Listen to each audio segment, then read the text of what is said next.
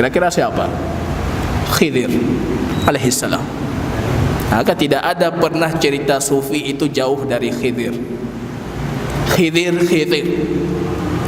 Abu Yazid Al-Bustami, ini Syekh Bustami, dalam kitabnya berulang kali mengatakan saya bertemu Khidir. Saya bertemu dengan Daud alaihissalam, saya bertemu Ilyas, saya bertemu Khidir. Al-Hajjaj juga mengatakan demikian, saya bertemu Khidir. Khidir selalu dimunculkan. Kenapa harus Khidir? Kalau kita perhatikan, kita kembali ke surah Al-Kahfi. Rupanya Khidir ini fawajada abdan min ibadina. Musa dan pembantunya bertemu dengan abdan min ibadina, salah satu hamba dari hamba kami. Ini perjalanan Musa dalam hadis lengkapnya, hadis Imam Bukhari, bab al-ilmu.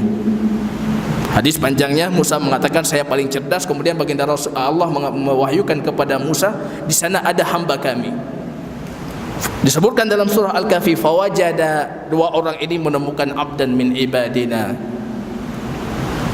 atainahu rahmatan min indina wa 'allamnahu min ladunna ilma. Yang sudah kami berikan rahmat dari sisi kami. Hamba ini sudah kami berikan rahmat dari sisi kami. Wa 'allamnahu min ladunna ilma, dan kami ajarkan dari sisi kami ilmu.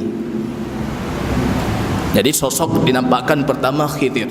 Bagaimana cara kita nampakkan Khidir?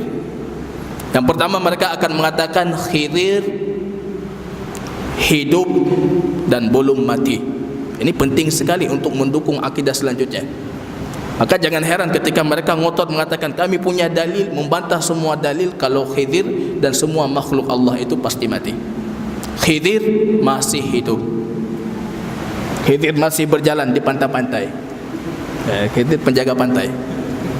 Khidir masih hidup. Ini urgen sekali dalam akidahnya. Khidir masih hidup.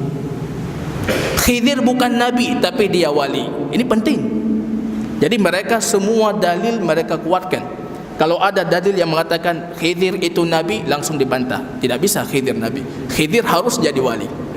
Karena ini harus mendukung kaidah dan akidah selanjutnya. Kenapa harus Khidir? Min ladunna ilma. Karena ilmu yang tanpa proses itu ilmu laduni. Ilmu dari sisi kami, al-azali, itu kepunyaan Allah. Itu ilmu laduni. Ilmu tanpa proses, tidak perlu muqaddimat, tidak perlu anda menuntut sehingga anda dapatkan. Jadi min ladunna ilma, kita harus punya satu sosok. Siapa sosok harus kita munculkan tentang ilmu laduni? Tentunya Khidir. Kemudian kita harus mengatakan Khidir ini wali. Kalau nabi selesai masalahnya. Artinya ini khusus untuk nabi. Kita tidak bisa dapat ilmu laduni, maka Khidir itu harus jadi wali. Khidir wali. Artinya apa? Pada pertemuan yang lalu kita mengatakan, dalam pandangan Sufiyah, wali itu kadangkala lebih utama dibandingkan nabi. Wali lebih unggul dibandingkan nabi. Kalau nabi ngambil ilmunya harus biwasitah dengan perantara Jibril alaihissalam, tapi wali langsung dari Allah tanpa perantara. Maka selalu mereka mengatakan, termasuk Imam Abu Yazid Al-Bustami selalu mengatakan, haddatsani qalbi an rabbi. Hatiku mengatakan dari Tuhanku. Artinya langsung ilmunya tanpa perlu sanad.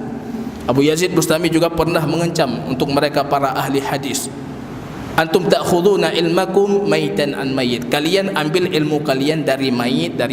Artinya Imam Bukhari sudah wafat, sebelumnya syekhnya sudah wafat. Mayit. Wa na'khudhu ilmuna minal hayy alladhi la yamut. Tapi kami mengambil ilmu kami dari zat yang tidak pernah mati.